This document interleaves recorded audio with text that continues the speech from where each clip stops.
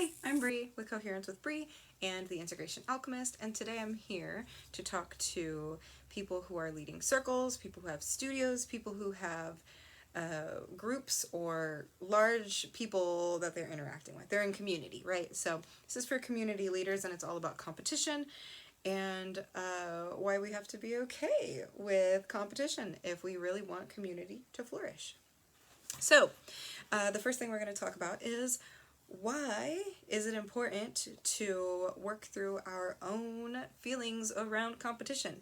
Well, number one, if we are hosting and holding empowered community, then we're going to hopefully create the space, the incubation room for people who want to be instructors, who want to work with us, who want to host, to kind of create their own babies, right? Their own iterations of authentically who they are and what they want to bring into the world.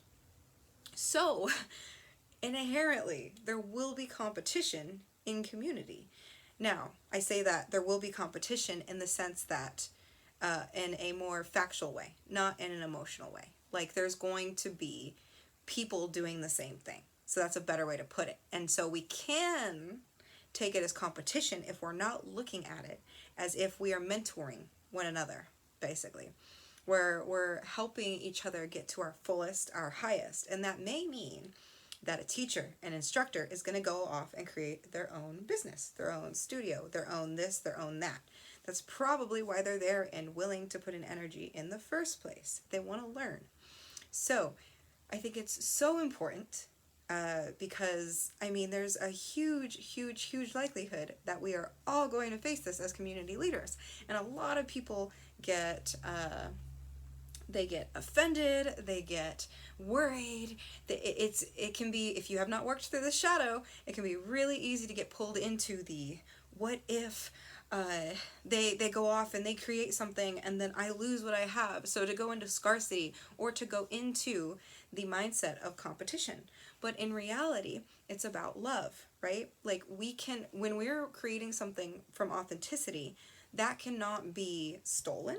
That cannot be truly recreated because it's our resonance that creates it. So when we create our soul projects, that's where this makes it beautiful. It makes it special. So when we have that resonance, and so we should expect that resonant people are going to come to us, and they're going to end up doing the same thing. They're going to go off and create their own authentic version where they're going to have learned from you and learned from their role, like anything, right? And they're going to go off and they're going to create something beautiful, their own community that's maybe fit to them, or maybe they collaborate with you. Maybe they just prefer to be in a supportive role. That's who they are. So they might stick with your collaboration or your project, your community forever. You may end up coming together, right? So I think it's so important because so many communities, so many leaders can get in their egos. They can be like, oh man, like either they start to get controlling, which then breaks the integrity of the community, right?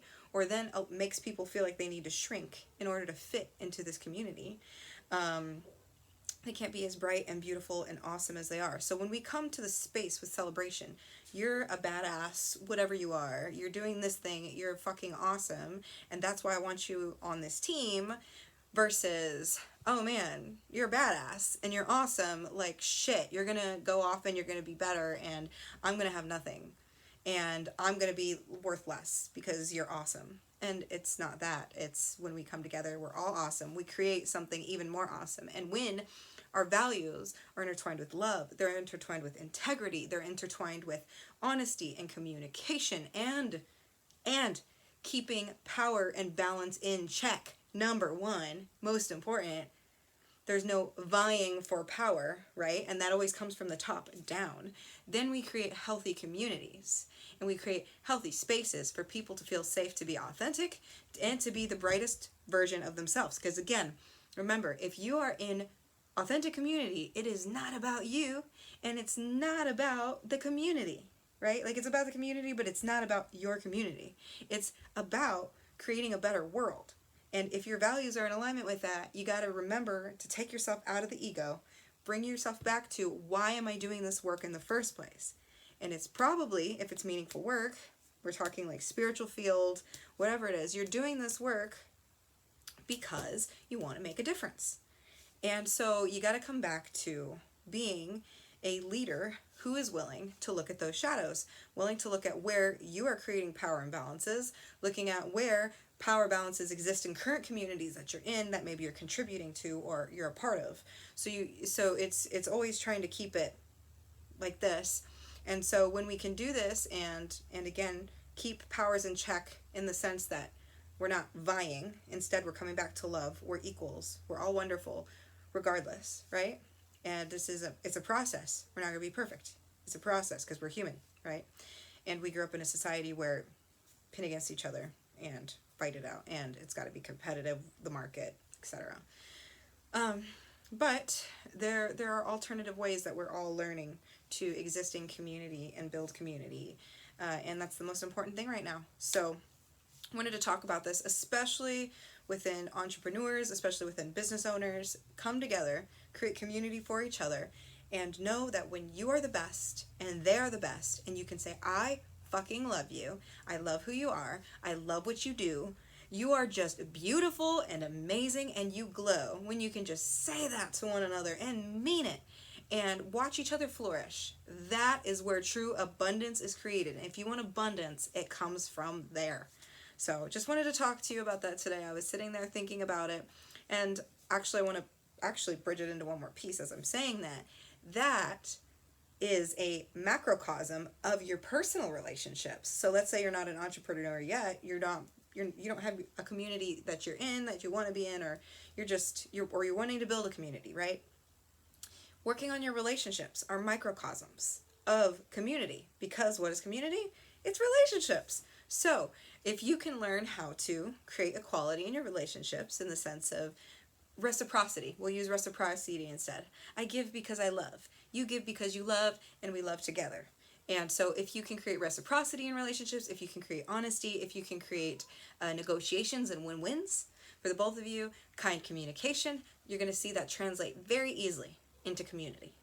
And then if you're a community leader, of course, then it comes into navigating other people's relationships or within the community. And then how do we make a space where everybody feels safe to live in, especially given what maybe we're doing or not doing.